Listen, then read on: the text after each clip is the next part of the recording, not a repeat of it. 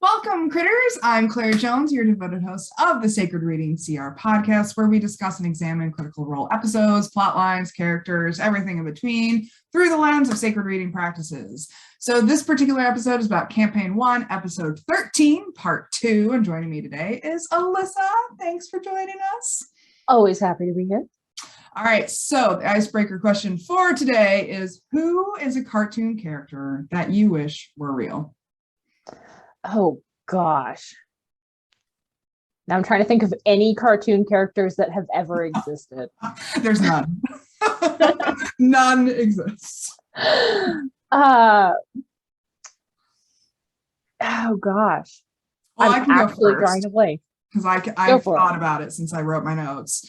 And I had a bit of a conundrum with myself because I was like, well, do I pick someone useful or do I just pick someone who's chaotic? And I went with the useful one, and I went with Captain Planet. Good choice. So I was like, yeah, I mean, love, water, earth, the whole Captain Planet vibe, I'm totally here for, and all of his priorities are right in the book. And he's hot and blue, so would smash. Sometimes that's all that matters. Yeah. It's a weird one, but I really want Maid Marian from the Disney animated cartoon just because I want to hang out with her. Yeah. I don't care that she's a talking fox. Yes. I just think she's cool. Yeah. I mean, she's pretty dope. I mean, that is very high quality Disney back in the days, that movie. Yeah. Woman who goes and saves herself and beautiful animation, and they might all be animals, but whatever, they're hot. And I think it's the best version of Robin Hood that's out there, personally. Oh yeah, absolutely would agree with that. And I wouldn't mind for Robin Hood from that movie to be real too, because I'm all for eating the rich. I can get behind that. Yeah. All right. Well, please join us as we embark on this exciting adventure in story analysis and self-reflection we deepen our understanding of ourselves and the world around us. So as always, we love hearing your own stories and insights and feelings and feedback. So please comment, share, subscribe, all the things. Ready? All right, let's dive in.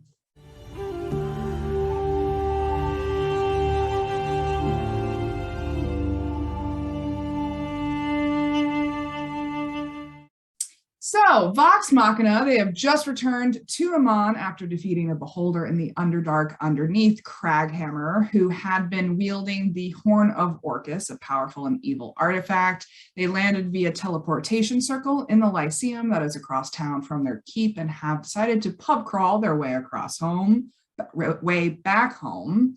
Their ally Kima is still petrified after being hit by one of the beholder's eye stalks, so they tote her along a la Weekend at Bernie's.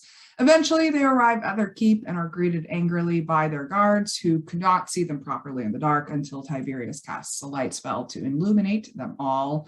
The guard up on the wall recognizes them and tells the other guards to open the gates for them, which they do. They enter and make their way into the keep, immediately greeted by their housekeeper, who questions them about the stone Kima they are dragging behind them. They tell her it's a new statue for their garden. And she hugs them all before asking if they would like a meal, which they agree to. Their butler also arrives and greets them while Scanlan asks if there's any pressing news. He tells them that Alora, who had originally sent them on the trip to Craghammer, came by a few days ago to ask about them, but that's it. They head into the dining hall and settle at the table to discuss what to do with Kima. Tiberius advises them to keep her stone until the morning and then leaves the room to retire to bed, but not before Scanlan turns him into a rat. He still goes to sleep as Vax scoops him up and cuddles him. I mean, I would do that as well. Vex brings up the concern that they had started a war with the Mind Flayers in the Underdark and that they should warn Craghammer, the mining town that sits above that city. The group discusses various possibilities and dangers, and then Keyleth brings up the issue of Kima. Their housekeeper does bring them their meals, and they dig in while they talk about it further before Scanlan finally unpolymorphs Tiberius so that he can tell them his plan, because apparently he has one. He tells them that nothing good can come from the horn and that destroying it is the top priority, which he doesn't trust that Kima will do. Grog suggests that they keep the horn in the bag of holding, wake up Kima, and then tell her that they don't have the horn on them, but if they did, what would she want to do with it? The group likes the plan, and Grog offers to take the bag elsewhere while they have this conversation with Kima. Vax gives Vex a wet willy, and Grog falls asleep face first in his food as they all retire to sleep. Scanlan checking that no one has shat in his bed while they were gone. Keyleth turns into Mixie to take sleep, and they all take a long rest. So they wake up to the smells of breakfast, and Tiberius takes a dust bath because why not? Before they convene in the dining hall once more, Wes Grog wakes up suddenly with food stuck to his face. Scanlan uses the mage hand to lift the horn out of the bag of holding so that they confirm that nothing has changed, and then Grog heads down to the temple in their keep with the bag and the horn. Tiberius heads to the treasury and takes 500 gold pieces out, then casts a teleportation circle in his bedroom, leaving for Draconia, where he is from, while the rest of them deal with Kima.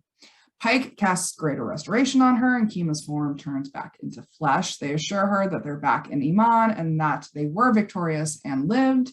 She asks them what happened while she eats breakfast. They let her know that she was right about Clarota and that he did indeed turn on them, but they did manage to steal his metal hat. She thanks them for bringing her back with them, and then they ask her about what her mission was in the first place. She asks where the horn is, and they tell her that it's in a safe place. She explains that it is one of two and was sealed away centuries ago, I believe, by the order of the Platinum Dragon after it proved to be indestructible. Recently, Kima started receiving visions that one of the horns had been found and stolen, so she had embarked on her mission to retrieve it. Scanlan also notifies her that they had upset all of the Mind Flayers in the process, and there's a possibility they might come after them. But Kima believes that they are likely licking their wounds, although it is a good idea to warn Craghammer. Kima confirms that her ultimate goal is to destroy the horn, but doesn't know if it's possible. So Pike leaves to go retrieve Grog and is interrupted by their butler, who gives her a scroll of summons that had arrived for them. It is summoning them to the Council of Taldore by the sovereign Uriel, the Emperor of Amon. Grog arrives, and they let Kima know that he is keeping the horn safe while Keyleth and Pike talk him up in front of Kima, but she friend zones him and gives him a big hug. They then decide to summon Allura and discuss it further while Kima rests some. And that's where the end of the episode, because it was like, 30 minutes, 40 minutes. It was a short one. It was very short, and that's okay sometimes, but it is a little unbalanced. Yeah. So what do we think about the second half? They have 3 different versions of the same problem, so it felt very repetitive. Yeah. It's like you can argue about all this all you want, but you just need to go ask X, Y, and Z of whoever you need to ask it of. It's the entire back half of this episode revolves around them having unnecessary arguments because they're either too stubborn to listen or don't want to ask. And that frustrates me so much. Yeah. I mean, I almost wonder if they're a little shell-shocked from Clarota's betrayal, and now they're just not trusting anyone with anything. I think that's definitely part of it. But I also think they're reaping the consequences of trusting Clarota over Kima and not listening to a thing she had to say the entire time they were with her. Yeah. Because most of this argument is over, whether or not they should unpetrify Kima, which, with the benefit of hindsight, they should have done immediately. But they can't tell because they never listened to her in the first place. Mm-hmm. And it leads to this whole argument that they should never have had to have. Mm-hmm. I mean, there's so much useless discussion going on here. And I wonder how much of it is them role-playing the drunkenness that they have going on from their pub crawl. But it doesn't seem that intentional to me. No. And I'd say my D&D party does that. When we finish up a big story arc or we accomplish a task, and all of a sudden it's like, okay, now we have to remember what else needs to be done. Mm-hmm. So I'd say that's very, D&D group. It's very, normal. Mm-hmm. but story-wise, it doesn't make it any less frustrating. I like, as a player, I understand it. As a story, shouldn't have had to happen. Yeah, there's a lot of unnecessary discussion when it comes to the whole Kima situation. And it seems like there are only a few voices in the party that are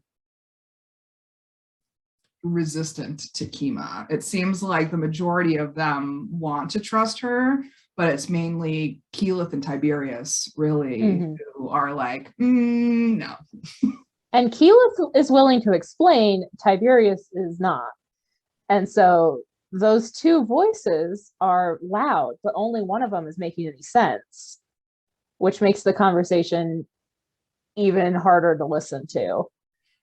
He's playing this really weird game of like wanting to be in control of the group's maneuvering, but then also just like piecing the fuck out. Yeah, he wants the dramatic exits. He wants the main character. The scene ends when I say it does. You know, and like I've noticed he very much does the thing where he goes off on his own without communicating and expecting the story to follow him. Yeah. Instead of staying with the other 7 people at the table. Yeah. And you know, he does it a couple times in the back half of this episode, which is a lot for a half hour. But he does the same thing with his explanations. He just walks away from them. You know, he doesn't ever finish explaining or get to an actual point. He just wants to be dramatic and make a point in a cinematic way without making a point in a way that's logical. Very much so. Very much so. I mean, he just wants to bluster, which I think is a lot of the Tiberius character coming to play here. And like, I really wish we had some type of insight into how much of it is Tiberius and how much of it is Orion at the end of the day. But I don't think we're ever going to get that. No, I think that's out of the realm of possibility. But I think there's a good way to do a blustery character and a bad way. Yeah. And I think he's just kind of hitting all the bad parts. To some degree, Scanlan's a little blustery and you know, that showman kind of talking your way out of it without really making a point. But he does it in a way that works and that isn't quite as hard to watch. I mean, it's still hard to watch sometimes. I will admit that. But it doesn't take away from other players. And I also want to touch on gender dynamics a bit as well, because it seems like there are some gender lines being drawn here in terms of trusting Clarota, not trusting Kima, and also like the disregard towards the women's opinions in the group as they're making these discussions versus the men being more loud and more forceful in their opinions. And I mean, we see that all over our culture in a lot of different forms and formats, but it's just interesting to see it pop up in this setting as well. Yeah, and I think that that gets a little blurred because Keyleth is on Tiberius's side a little bit. But it is something that is becoming clearer and clearer the more that they talk to each other, as that's kind of where the divide fits. And I've been trying to remember if that's something that continues, or if that's an artifact of the early campaign. Well, I would also classify Keyleth's behavior as somewhat misogynistic in itself, just because she does have so much I don't know if I want to call it self-hatred going on, but not a whole lot of self-esteem. Yeah, self-deprecating. There's a lot of self-deprecating going on with Keyleth. And I think that comes out as internalized misogyny, just like a taste of it. Like she's obviously not entirely misogynistic, entirely anti-feminist, and she does evolve in this manner throughout the campaign. but there is a taste of self-deprecation going on. And I'm wondering if that's being projected onto Kima. Possibly. I also think that, we've got at least two very vocal agnostics in the group. Yes. And Kima is very blatantly a person of faith, and Yes. that's their introduction to her. And I'm wondering if a lot of it is coming from backlash from their own views. Their mistrust of organized religion, of the church, of, the gods themselves being projected onto this woman they don't know because the only thing they know about her is her faith. Mm-hmm. And I'm wondering if that has a lot to do with it, but I don't know enough about Tiberius to say if that's playing into it, because we don't see him. We know where it's coming from for Keyleth and for Percy. Because Percy's he's not as loud as the other two, but he's a little skeptical as well. And I'm wondering if the religion portion of this is playing into their strong reactions, because it's something that matters a lot to them, and that we will see throughout the campaign affects how they interact with people and places and artifacts. I mean, what we're really circling around here is bias. Yes. There's a lot of biased opinions coming to the table with this discussion surrounding whether or not to trust Kima.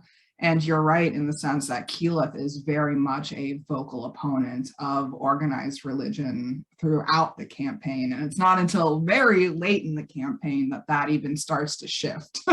Yeah. Like, I don't know if it even changes, but or she just gets better at holding herself back a little bit. Or just a little tolerant. Yeah. I don't think it goes very far if it goes anywhere. Yeah.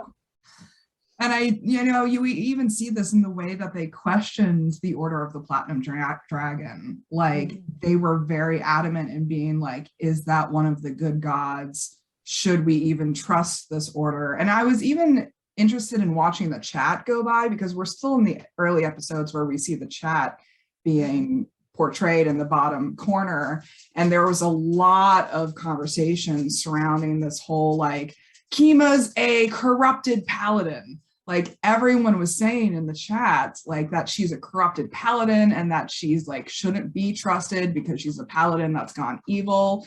And like, there's a lot of people that are going like, she literally worships the Platinum Dragon, like Bahamut, I think is the name. Something like that, yeah. Like, she can't be a corrupted paladin.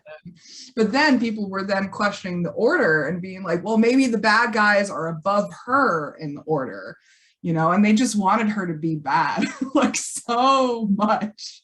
Yeah. Well, I think a lot of people have a bias when it comes to paladins, that, if you play an uncorrupted paladin, a full-on warrior of Bahamut, and, you're following your paladin oath and whatever, then you're boring. So what's the point of having you as a character?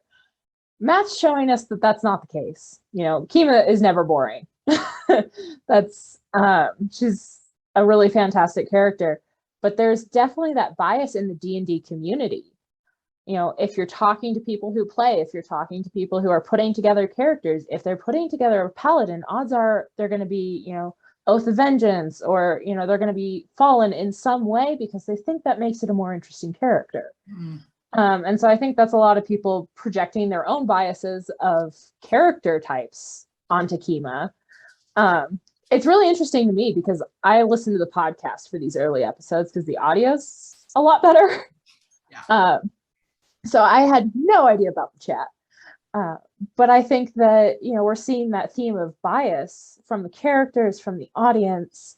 And I think that plays into how people understand the media that they're watching, and how people react to the characters, which kind of makes some of the early divisiveness of this group make sense. If you go into the YouTube comments, which I do not recommend, it's not a good place. Yeah. But you can see a lot of the like back and forth of which characters are, the most frustrating in the world and which characters are good. And you and I have had that in our conversations as well, to some degree. We're all coming at this with our own biases. But it's interesting to see it in so many places. Mm-hmm. And I also want to touch on the bias that we see with the heteronormativism that we're seeing with Grog and his crush on Kima as well, because there's a lot of that going on, and it's a prevailing threat. Like, we've seen this play out over many episodes at this point, and there has been absolutely no welcoming of the attentions in any shape or form by Kima herself. And I think that's also part of this ignoring everything she has said the entire time. Yeah.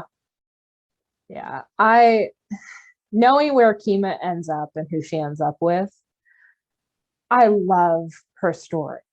This early part where both Tiberius and Grog are pursuing women who aren't showing interest bothers me a lot. And Scanlan, yes.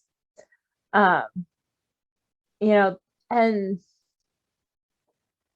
some degree, Vats too has a little bit of this in early campaign. Yeah. So at that point, we've hit all of the guys. Yeah. I mean, Percy, is the only one who's out of that. He has his own issues. Yeah. We haven't even begun to even like look at his issues, let alone touch his issues. Yeah. But even Percy to some degree is, working towards a relationship. He's just getting a slightly different answer.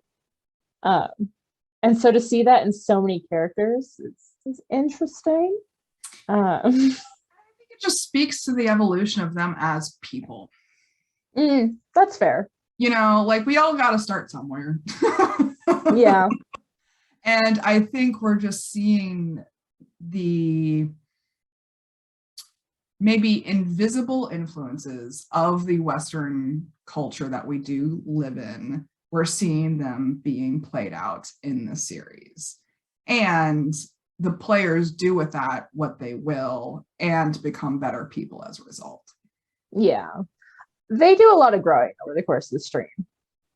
Both them and their stories and their audience. And that's fantastic. And it's good to see. It still makes some of this original stuff a little more difficult to get through. Yeah. And trying to enjoy it without making excuses for the choices that were made. Because there are some that I just am not a fan of. And the way that, the Grog and Kima relationship pans out in this, the last couple of episodes is one of the ones that bothers me. But it's not coming from a malicious place. Yeah. But yeah, it is. It's still a little weird. Yeah, it's a little cringeworthy, just a little bit. Yeah, they're figuring it out. It's fun. They get much better. Yeah, they do. They do. So what kind of personal experiences come to mind for us? I was very focused on this. They just need to ask questions bit because that was a huge part of the episode. And so things like, your first job where you want to look like a good employee and, look like you're on top of things and you're learning quickly and trying to do stuff on your own, which I am so guilty of. When everybody from me to my supervisor to the people I was working for and with all would have been served better if I had asked a 2-second question. Yeah. And that is, I am very guilty of that. I'm still guilty of that. I am working on it. Yeah. And I think I even want to take it a step in front of that and be like, just listen. Because I think listening in itself is such an undervalued skill just by itself. Like, when I'm thinking about personal experiences, I'm thinking about like how much frustration I felt over the years by people getting blinded by their own internalized narratives of what's going on. And that's preventing them from actually listening to what I'm saying. Mm-hmm. Like I was dating this guy once, and we had commingled finances at this point in time. And I had been doing some like transfers around on the accounts and such forth. And he ended up getting like super pissed about it and like told me not to do that anymore. And so like I had to explain to him in an email format that I had made the changes prior to our conversation about it. And so like he would still see some things happening, but they wouldn't be happening anymore. It's just that like I wasn't going to continue doing that. And he just like never read the first sentence of that email saying that I had done it before our conversation. And so he thought that I had maliciously done it after our conversation and got even doubly more pissed about it. And I was like, dude, just read the first sentence of the email again. Just read the email over again. Just read the first sentence and come back to me after you've read the sentence. Read things, don't skim them. Just, right? Yeah, I think part of that is listening to understand and not listening to respond. Totally. And that's also a work in progress. You know, it's a hard skill to learn. Yeah, totally. And like, it's not taught either. No, it's expected, but not taught.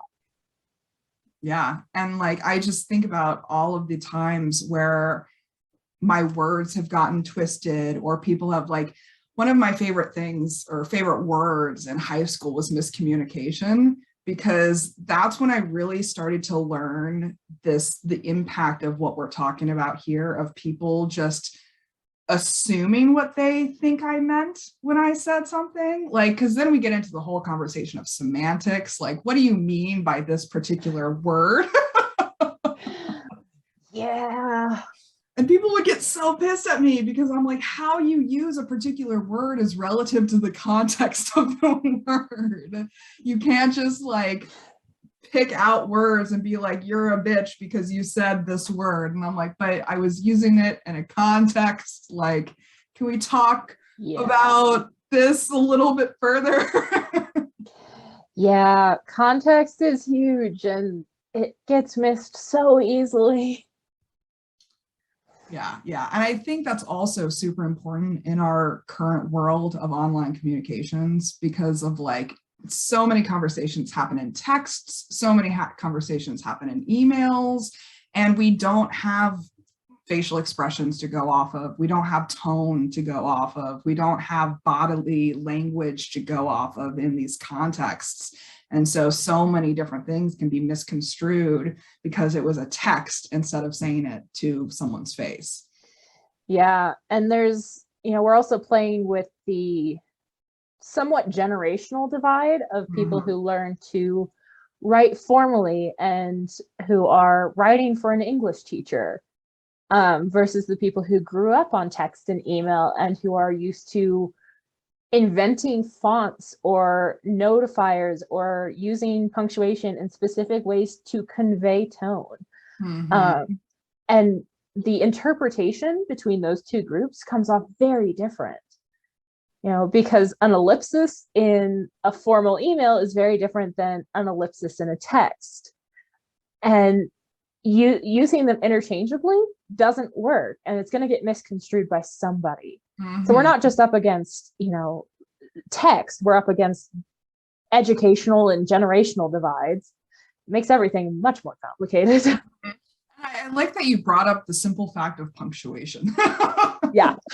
Because it can change so much. Like, I had a boss that would communicate primarily via text, and everything she said was like with a period. Like, she never had any other punctuation besides a period. And so it always came off that she was mad. Like, she was making these statements like, go do this. Go do that. And I'm like, are you mad at me, or are you just like using periods? Like, yeah, I heard the example one time of The person writing with all periods thinks that, my email is loud and obnoxious and intrusive, whereas I think theirs is cold and angry. And it's neither, really. We're talking in the same tone. We're just reading it so differently because our communication expectations are so different. Mm-hmm, mm-hmm. Yeah, and we do really see that being reflected in this particular half of the episode of like people's internalized narratives and biases, which is what we're primarily talking about here, is getting in the way of them actually understanding what's going on. Yeah, it's shaping the whole conversation right now in some less than pleasant ways. Well, what do we want to do as a result? Talk to people. or use different punctuation when we're talking. Yeah. I don't know. I think that just ask is my biggest takeaway. You can avoid so much if you just ask a person. Nobody's going to judge you for asking a question. Yeah. Like, it's everybody's going to be, not your problem. Yeah. Everybody's going to be happier if you do. And if they have a problem with it, then maybe there's some other conversation that needs to happen. One of my favorite phrases is that if you don't ask, the answer is always no, too. Like, I've really accepted that philosophy into my life lately. Like, I can ask the worst case scenario, they say no. And I've gotten so much support when I've asked for it versus if I had just like not asked for it, I wouldn't have gotten it. And that is a life changer just in itself. I've always heard that. I try to do it. It is so hard. It is. But you get a lot out of it. It's hard to do. It's the same thing with asking the question in the first place. It's hard to do. And I understand that. I get that. Trust me. But it's worth it. It is. It is. Yeah. And I've actually had to really develop a habit of writing things down when I'm having a serious conversation with someone, because I often get lost, like we were talking about, in that listening to respond thing. It's like, especially if you're in a contentious discussion with someone and you're presenting viewpoints that might conflict with one another, it helps me to like write things down and be like, all right, this was your point. Let me respond to this in particular instead of responding to it as a whole, or like figuring out, because then I don't miss things or misinterpret things as easily.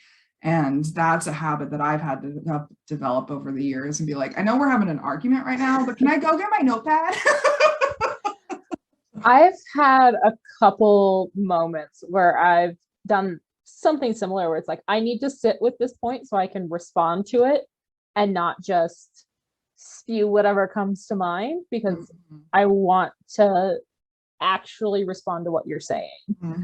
And having to like walk away in order to hold on to the point that's trying to be made and not shift it into whatever I think it should be. It takes practice. It helps me like avoid just falling into the like, well, you're stupid trap. You're just a dumb it's person. So easy to like devolve into the he said, she said, and the insults that have nothing to do with the conversation at hand. Finding a way to take the time to do it right is very beneficial. Yeah, it's like, okay, granted, I did not fold the laundry when I told you I would fold the laundry, but you're still a stupid poopy head.